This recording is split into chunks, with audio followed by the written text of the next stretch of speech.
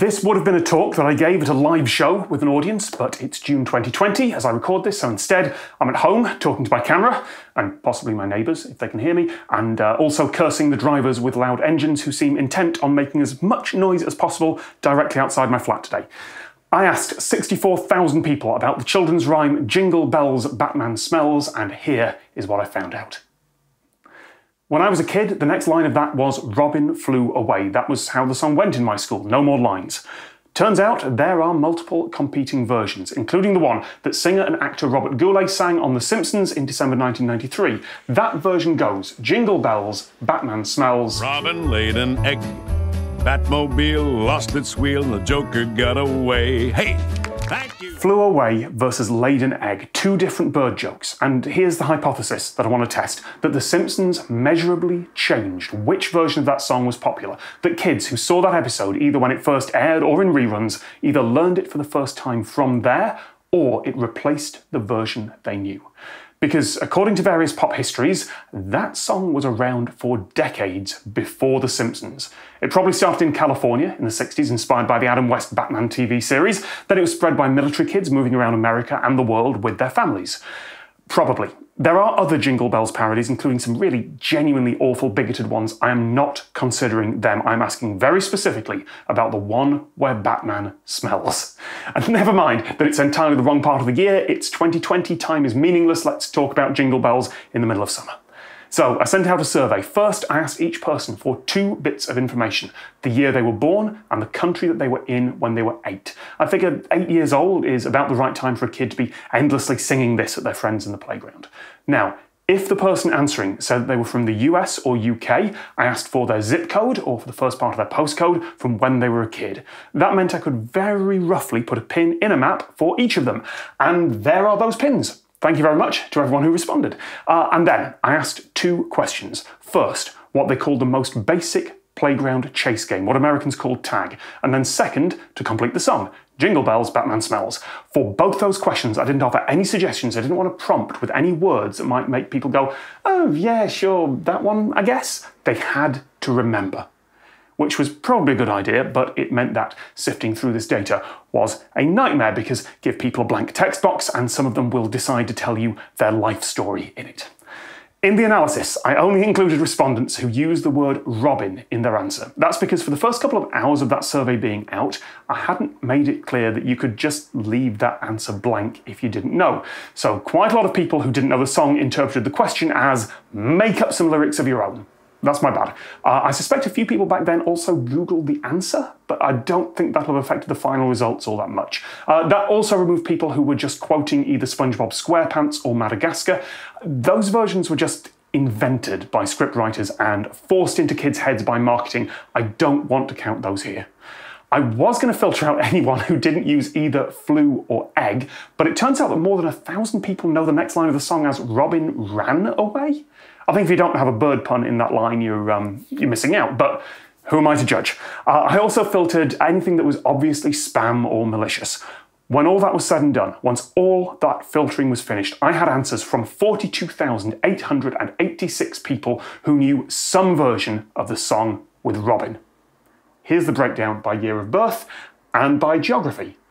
Now, while I'm still counting answers from earlier years, I'm only going to show graphs from 1973 and onwards, because those are the birth years where I have more than 50 replies from both the US and the UK. The graphs get weird before then, and I think that's because the number of people who put in false birth years starts to have a really significant effect. I also can't collect data from anyone born in 2007 or later, because the law is very strict on collecting data from kids under 13. So, with all that in place, I tracked keywords for the various versions of the song. If you had a completely unique version, I wasn't going to count it because it might contain personal information.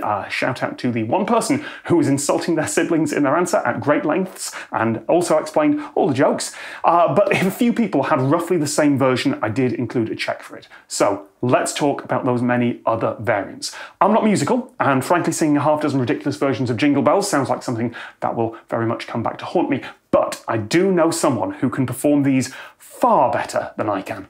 Jack. Jingle bells, Batman smells, Robin laid an egg. Santa Claus got a 44 and shot him in the head. Hey, Barbie dolls, tried to save his life. Teddy bear, stabbed him with a knife. That version was only sent in by a few Australians, but also 2 people from northwest Washington, D.C., so maybe they were diplomatic or army kids? No idea. Oh, in other versions of that, it's Donald Duck and Mickey Mouse doing the stabbing because children are monsters. And on that note, let's cover the 39 people, again from all over the world, who all share this second verse. Dashing through the snow on a pair of broken skis, o'er the hills we go, crashing into trees. The snow is turning red, I think I might be dead. I woke up in the hospital with stitches in my head. Oh, jingle. That was one of the less violent versions of it. One ends with a request to be shot in the head. Now, like I said, I did rule out any answer that didn't include Robin, but I do want to highlight just one international version of Jingle Bells, just to show that this is not entirely an English-speaking joke. Sweden has many variations on this. Jalla klang, sigla bakbok fram. I ett hand stod en björn, moder även gren. Hey! The colour and particular private part of the bear that's been painted appear to change between people. Now, we get to the most common versions. One is almost exclusive to the UK and New Zealand because those are the countries that use the word motorway for big highways. More than 2,000 people have some variation on this. Robin flew away. Uncle Billy lost his willy on the motorway. Youch! There are a long cast of characters, all of whom lost some usually intimate part of their body or clothing on various motorways that change depending on where in the UK you are. In South Wales, it's on the M4 motorway. In Scotland, the M9. Right, 62 people, almost all Australians, said the last line of that should be Wonder Woman lost her bosom flying TAA.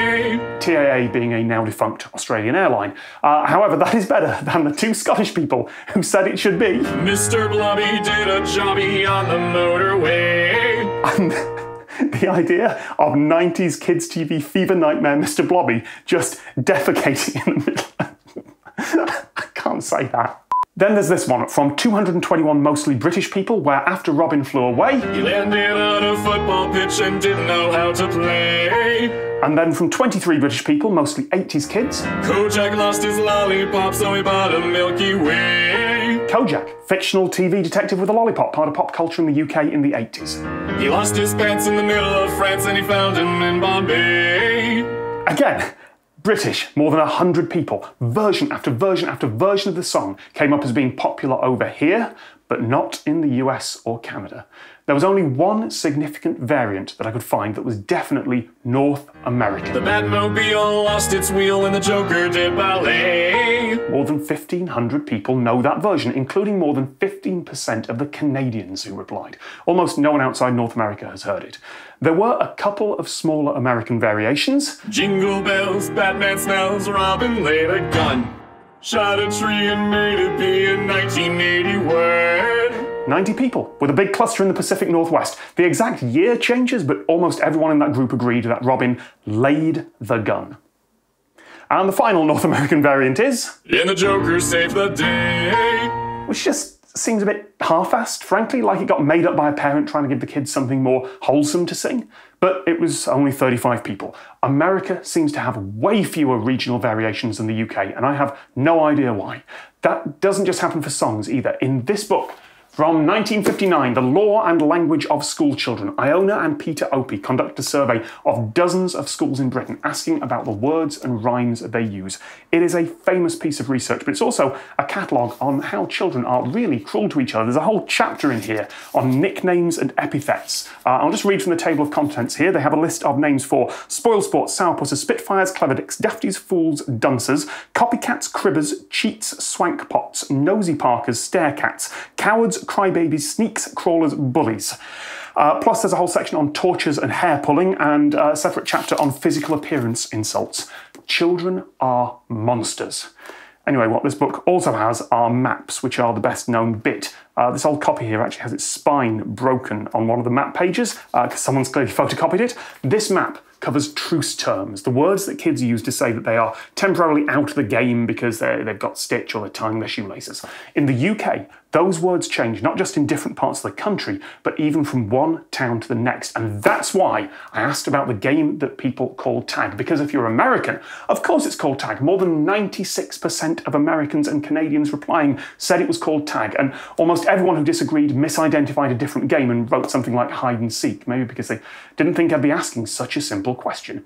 In America, it's called tag. In Britain, only 29% of people called it tag. Not only are there different names, but just like the Opies did for truce terms, you can draw a map of what tag is called around the UK. For some reason, America tends to be one massive, homogeneous blob, even for games and songs that are made up more recently, whereas Britain has loads of variants. Which brings me, finally, to the big question. Is it laid an egg or flew away? And did The Simpsons change it? So first of all, let's compare the basic numbers. Now, all I'm doing here is showing the percentage of people who said laid an egg out of all the replies who knew some version of the song. And yes, you can see egg by far the most popular. 78% said it's egg. So it seems like there's a clear winner until you break it down by country. More than 98% of Americans said it was laid an egg. 98%! You can't get 98% of Americans to agree on anything.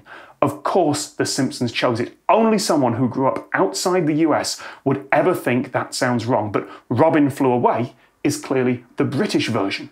But remember, the answers were also broken down by year of birth. For the US, it's always a very high percentage, of course, but if The Simpsons had an effect in the UK, then we would expect to see that 90s kids, which means people born from the early 80s onwards, they would be more likely to know the egg version.